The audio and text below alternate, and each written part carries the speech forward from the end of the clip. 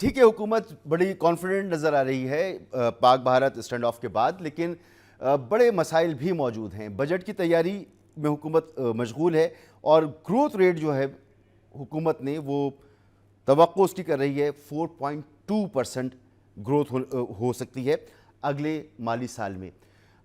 بین الاقوامی ادارے جو ہیں وہ اتنی گروتھ کی توقع نہیں کر رہے، لیکن حکومت نے یہ ٹارگٹ رکھا ہے۔ اسی طرح سے ٹیکس جمع کرنے کے جو اہداف ہیں وہ بھی بہت ہائی ہیں، تو اہداف بڑے ہائی ہیں۔ ڈیولپمنٹ پہ بجٹ کم خرچ ہوگا اور ساتھ ساتھ پولیٹیکل انریسٹ بھی موجود ہے۔ تو حکومت کیا اسی کانفیڈنس کے ساتھ آگے بڑھتی چلی جائے گی یا بجٹ کے بعد مسائل میں اضافہ ہو سکتا ہے حکومت کی؟ کیونکہ مولانا فضل الرحمان صاحب بھی ایک احتجاج کی بات کر رہے ہیں، عمران خان صاحب نے بھی ایک احتجاج کی بات کی ہوئی ہے، اور پھر بجٹ کوئی بہت ایسا بجٹ نہیں ہے آنے والا بجٹ جو عوام کو بہت زیادہ ریلیف دینے والا بجٹ ہو، تو عوام میں بھی بے چینی بڑھے گی۔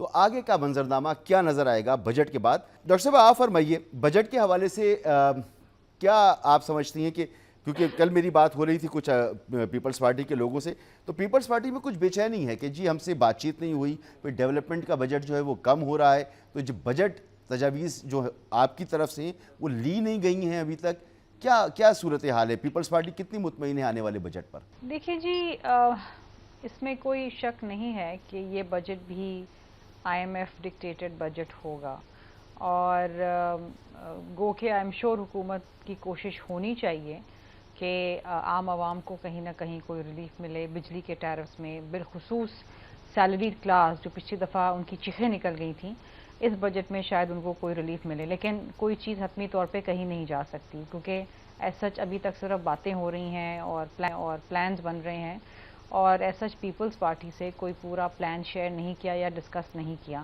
پچھلے بجٹ میں بھی ہمیں یہ اعتراض تھا۔ اچھا، بہت ساری ایسی چیزیں ہیں ڈیولپمنٹ کے حوالے سے جہاں پر ہم سمجھتے ہیں کہ سندھ کے ساتھ ناانصافی کی جا رہی ہے۔ این ایچ اے کے جتنے پروجیکٹس تھے 106 میں سے صرف 6 جو ہیں وہ سندھ کو دیے گئے ہیں، اور اس میں سے جو 33 پروجیکٹس ہیں وہ پنجاب کو دیے گئے ہیں۔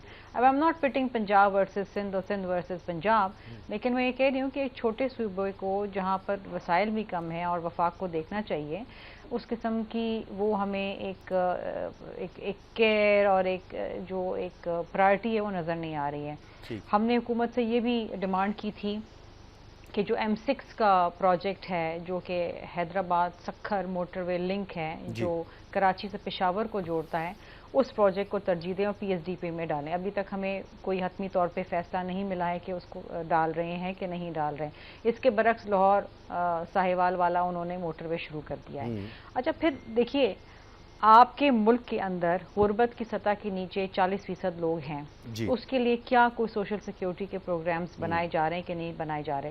جو پچھلا پروگرام لاسٹ شروع ہوا تھا وہ ہم نے 2008 میں شروع کیا تھا، BISP بے نظیر انکم سپورٹ پروگرام، اس کے بعد آج تک کوئی حکومت شروع نہیں کر سکی کوئی، and we need such programmes. پھر پچھلے دنوں میرا ایک سوال بھی تھا نیشنل اسمبلی میں SIFC کے حوالے سے، جس میں یہ کہا گیا تھا کہ جی اگلے 5 سالوں میں $60 بلین اس ملک میں فورن ڈائریکٹ انویسٹمنٹ میں لائی جائے گی۔ اب جب سے یہ شروع ہوا ہے پروگرام 2023-24 کے اندر $2.3 بلین آئیں، 24-25 کے اندر $1.78 بلین آئیں، تو یہ تو بہت ہی کم تخمینہ ہے جو آ رہا ہے۔ تو یہ کس طریقے سے ہوگا؟ حالانکہ سول ملٹری لیڈرشپ اس میں بیٹھتی ہے۔